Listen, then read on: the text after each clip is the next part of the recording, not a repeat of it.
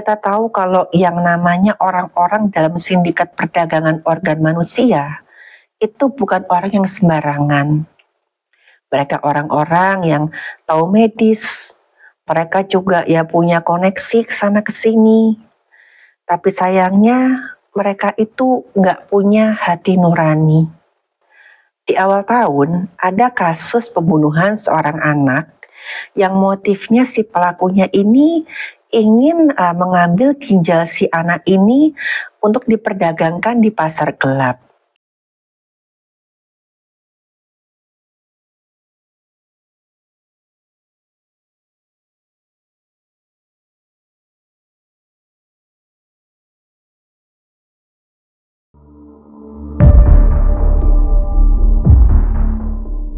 Halo, saya Dr. Stefani. Saya seorang dokter spesialis forensik dan saya melihat apa yang tidak semua orang lihat. Baru-baru ini kita mendengar berita di salah satu kota yang terletak di Jawa Barat, pihak yang berwenang berhasil menggagalkan rencana sindikat perdagangan organ manusia. Mereka melakukan penggerbekan di salah satu rumah, di mana di situ terdapat beberapa calon korban. Orang-orang ini mereka mengaku kalau mereka ditawari pekerjaan di luar negeri. Padahal sebenarnya mereka akan diberangkatkan ke luar negeri bukan untuk bekerja, tapi di sana nanti mereka akan dioperasi dan diambil organ dalamnya untuk kemudian diperdagangkan. Di awal tahun ini kita juga sempat mendengar ada kasus pembunuhan yang motifnya ingin mengambil organ dalam tubuh korban lalu nanti diperdagangkan. Ya memang kalau jual beli organ tubuh manusia itu sekilas lalu kayak semacam jalan pintas untuk mendapatkan uang banyak dalam waktu yang cepat. Tapi kenyataannya itu nggak semudah itu. Di awal tahun, ada kasus pembunuhan seorang anak yang motifnya si pelakunya ini ingin mengambil ginjal si anak ini untuk diperdagangkan di pasar gelap. Sebelumnya, para pelaku ini ya tergiur dengan tawaran di salah satu situs di internet yang katanya berani membeli ginjal manusia untuk diperdagangkan itu dengan harga yang tinggi. Saking mereka sudah keburu dibutakan dengan iming-iming uang yang besar, mereka ya tanpa pikir panjang melakukan penculikan dan pembunuhan terhadap seorang anak. Setelah si anak ini meninggal dunia, ya para pelaku mencoba menghubungi orang yang mengepost iklan di website tadi, tapi nggak ada tanggapan. Ya dan akhirnya ya para pelaku ini ditangkap oleh pihak yang berwenang atas dasar pembunuhan berencana. Itu tadi ya kita lihat salah satu bahayanya kalau kita tuh mendapatkan informasi secara setengah-setengah. Karena yang namanya donor organ yaitu memindahkan organ tubuh manusia dari satu manusia ke orang lain, itu nggak segampang kita mengambil spare part dari handphone yang udah rusak. Donor organ itu harus dilakukan segera setelah si calon donornya ini itu meninggal dunia.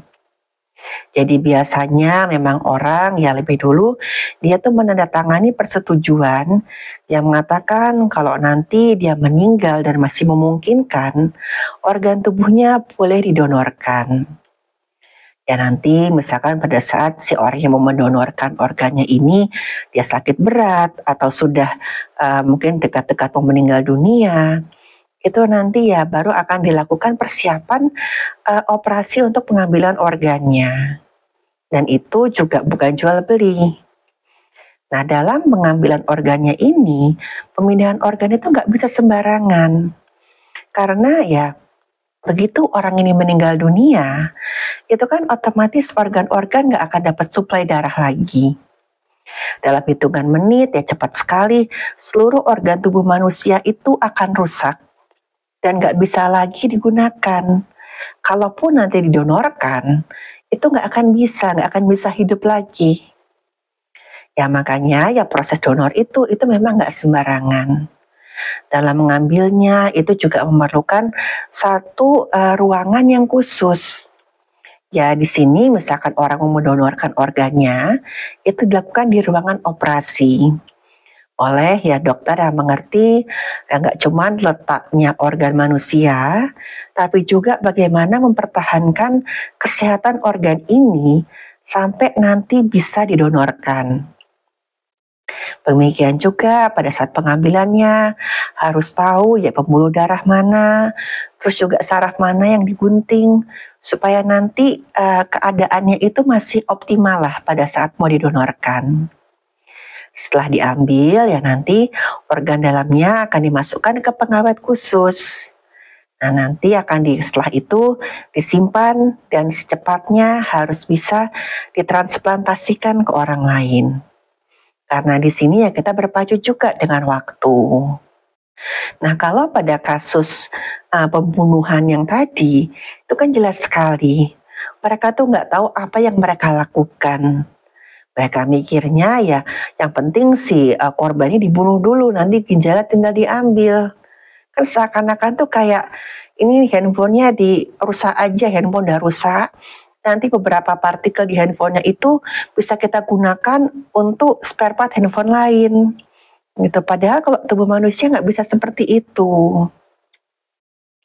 Taruhlah misalkan akhirnya yang mereka berhasil melakukan transaksi jual beli dengan sindikat perdagangan organ, itu mereka belum tentu bisa mendapatkan keuntungan sebagaimana yang dijanjikan.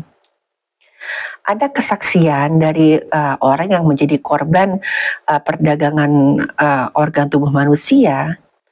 Ada kesaksian dari seorang korban di mana dia dijebak oleh sindikat perdagangan organ.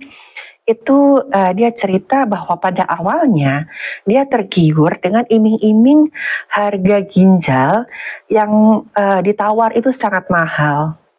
Kalau misalkan dirupiahkan, harganya itu bisa mencapai 7 sampai 15 miliar. Wah, besar sekali ya. Dan itu juga diiming-imingi oleh ya orang yang mungkin bisa disebut maklar organ ini. Kalau nanti prosedurnya itu kok, prosedurnya aman, Anda akan kami rawat sampai Anda betul-betul sembuh. Dan setelah itu ya Anda bisa kok hidup dengan cuma 1 ginjal. Ya atas dasar iming-iming ini, akhirnya si korban pun setuju.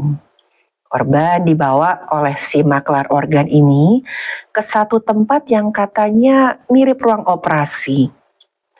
Dan di situ si maklar organ ini berpesan, kalau nanti kamu disuruh tanda tangan surat apapun, tanda tanganin aja. Dan kalau nanti ada dokter yang kemudian yang menanyakan berbagai macam ke kamu, apapun itu kamu setujuin aja. Nah di situ ya menurut kesaksian si korban ini, dia dibaringkan di satu meja operasi dan tiba-tiba dia dibius dan begitu dia sadar, dia tuh terbangun dalam keadaan pinggangnya tuh sakitnya setengah mati. Dia juga merasa badannya itu kok nggak enak banget. Kayaknya tuh badannya tuh lemah, capek sekali. Dan setelah itu, ya boro-boro ya dia mendapatkan perawatan. Oleh si maklar organ ini, dia cuma dibekali obat penghilang sakit, obat minum. Lalu setelah itu ya dikasih tiket perjalanan pulang dan uang yang cuma sejumlah 10 juta rupiah. Dan si maklar ini bilang, nanti sisanya akan saya kirim setelah organ tubuhmu berhasil nanti dikirim ke orang yang meminta.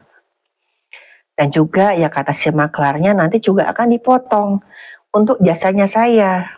Kan saya yang bantu kamu untuk mendonorkan organ kamu tadi. Ya pada saat itu, si korban ini sama sekali nggak bisa ngelawan. Karena ya ditambah lagi kan kondisi tubuhnya udah betul-betul lemah. Dia pulang ke tempat asalnya dan sudah bisa ditebak setelah itu si maklar organ ini nggak ketahuan ada di mana. hilang kontak sama sekali, benar-benar kayak ditelan bumi. Dan kehidupan dari si korban ini ya setelah hidup dengan satu ginjal, itu jauh dari enak. Dia nggak bisa lagi melakukan pekerjaannya sampai dia terpaksa diberhentikan oleh atasannya. Dan uang ya sebesar kurang lebih 10 juta rupiah tadi habis dalam waktu nggak sampai 3 bulan. Karena kan dia perlu ya menutupi kebutuhannya, apalagi dengan kondisi tubuhnya itu yang sudah sangat lemah. Dia perlu beli obat, dia perlu beli makanan. Dan akhirnya ya udah dia benar-benar kehilangan uangnya, dan organ tubuhnya itu ginjalnya tadi juga nggak bisa lagi dia ambil. Kata si korban ini ya, saya menyesal. Harusnya saya tahu waktu saya ditawari untuk menjual ginjal saya, orang ini tuh bukan orang yang baik. Sebenarnya dalam hati kecil saya tuh udah ada ya keraguan waktu saya tuh memang iyakan. Tapi ya saya tuh terlalu tergiur oleh ya iming-iming uang yang besar tadi. Dan sekarang ya semuanya udah terlambat. Dan kejadian ini itu bukan pertama kalinya terjadi. Banyak orang yang juga ditipu oleh maklar organ ini dan juga mendapatkan uang ganti rugi itu dengan jumlah yang jauh lebih kecil. Ya memang maklar organ ini mereka tahu kemana harus mencari target. Mereka mengincar ya orang-orang yang ingin mendapatkan uang banyak dengan cara yang seakan-akan mudah dan waktu singkat. Ya mereka ingin lekas kaya, entah atau bisa juga karena mereka terdesak oleh keadaan. Ya orang yang dengan keinginan mendapatkan uang besar dalam waktu singkat, itu bisa dikatakan dalam berada di posisi yang rapuh. Dan maklar penjual organ tadi, itu mereka tahu kemana harus mencari target. Mereka mengincar orang yang ingin mencari uang banyak dalam waktu singkat dan cara yang relatif seakan-akan itu mudah. Entah karena cepat kaya, atau karena mereka memang terdesak keadaan. Ya juga dari cerita tadi, kita tahu kalau yang namanya orang-orang dalam sindikat perdagangan organ manusia, itu bukan orang yang sembarangan. Mereka orang-orang yang tahu medis, mereka juga ya punya koneksi ke sana ke sini. Tapi sayangnya mereka itu nggak punya hati nurani. Mereka menggunakan kekuasaan dan ilmu pengetahuan yang mereka punya itu untuk ya mendapatkan keuntungan dan mengorbankan hak hidupnya orang lain. Mereka itu yang melihat para korbannya semata-mata tuh kayak sebagai objek aja. Kalau sudah berhasil mengambil keuntungan dari mereka, ya mereka nggak mau peduli, entah nanti korbannya sakit, atau bahkan sampai meninggal dunia, mereka nggak peduli. Toh mereka sudah dapat keuntungan. Dan memang segitu jahatnya mereka. Ya saat ini dengan gampangnya kita mengakses berbagai macam informasi, ya kita harus pandai-pandai memilih. Mana yang informasi benar dan mana yang tidak. Terutama juga mana yang baik bagi kita dan mana yang tidak. Jangan sampai karena ya keinginan kita untuk mendapatkan keuntungan besar dalam waktu singkat dengan cara yang mudah, kita malah membahayakan diri kita dan orang lain. Karena uang sebanyak apapun itu tidak bisa membeli kesehatan, apalagi membeli nyawa.